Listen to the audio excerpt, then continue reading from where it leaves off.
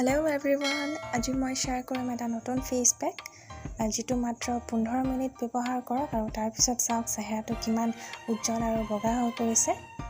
বন্ধুসকল, এইটো সঁচা যে পৃথিৱীত আজিলৈকে এনেকুৱা একো বস্তু বা মেডিচিন ওলোৱা নাই যিটোৱে আমাক একদম কোলা বৰণ এটাৰ পৰা সম্পূৰ্ণভাৱে বগা কৰি দিব পাৰে।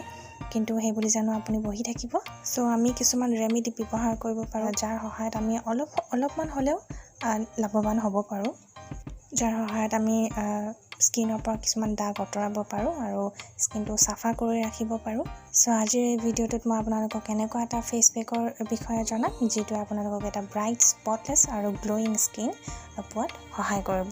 গতিকে ভিডিঅ'টো শেষলৈকে চাব আৰু যদি ভাল পায় তেতিয়াহ'লে লাইক, শ্বেয়াৰ আৰু কমেণ্ট নিশ্চয় কৰিব। এই ৰেমেডিটো ল'ৰা বা ছোৱালী সকলোৱে ব্যৱহাৰ কৰিব পাৰিব। ফাৰ্ষ্ট উইকত আপোনালোকে ইয়াৰ ৰিজাল্ট পাব। সো ৰেমেডিটো এতিয়া প্ৰস্তুত কৰোৱা হওক। আমাক লাগিব এটা নেমু আৰু নেমুটো এনেদৰে আমি মাজেৰে কাটি ল'ম।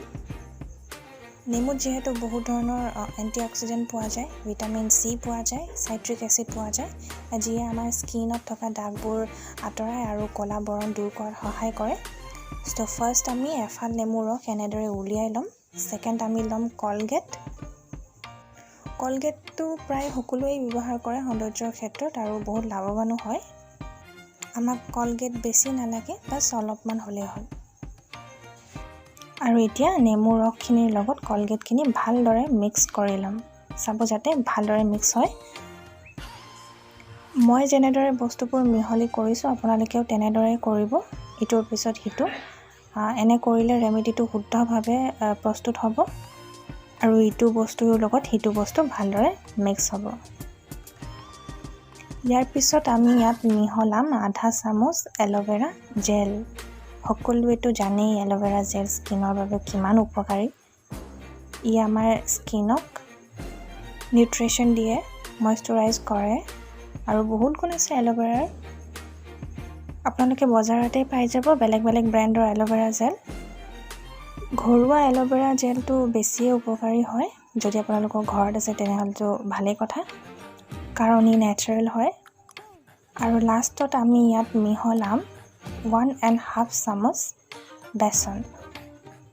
বেচন সৌন্দৰ্য ক্ষেত্ৰখনত প্ৰায় সকলোৱে ব্যৱহাৰ কৰে বুলিয়েই ক'ব পাৰি।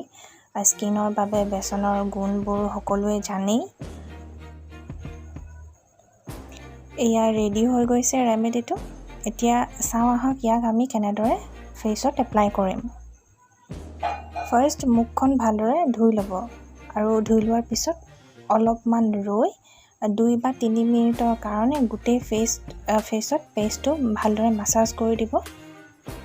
মাছাজ কৰাৰ পিছত পেষ্ট অলপমান আকৌ লৈ মুখত লেয়াৰৰ দৰে লগাই 1 ঘণ্টামানৰ বাবে ৰাখি দিব তেনেদৰে। আৰু 1 ঘণ্টা হোৱাৰ পিছত মুখখন ধুই ল'ব। দিনে আপোনালোকে এই ফেচ পেকটো এবাৰকৈ ব্যৱহাৰ কৰিব পাৰে। দেখিব যে মুখৰ পৰা দাগবোৰ নাইকিয়া হৈছে আৰু ক'লা বৰণো নাইকিয়া হৈছে। সো আজিৰ ভিডিঅ'টোত ইমানেই আছিল। আশা কৰিলোঁ আপোনালোকে সকলোৱে ঘৰত এবাৰ ট্ৰাই কৰি চাব। আৰু যদি আপোনালোকে এই চেনেলটো এতিয়ালৈকে ছাবস্ক্ৰাইব কৰা নাই তেতিয়াহ'লে ছাবস্ক্ৰাইব কৰি দিব আৰু বেল আইকনটো ক্লিক কৰিবলৈ নাপাহৰিব। আকৌ লগ পোৱাৰ প্ৰতিশ্ৰুতিৰে বাই বাই, টেক কেয়াৰ।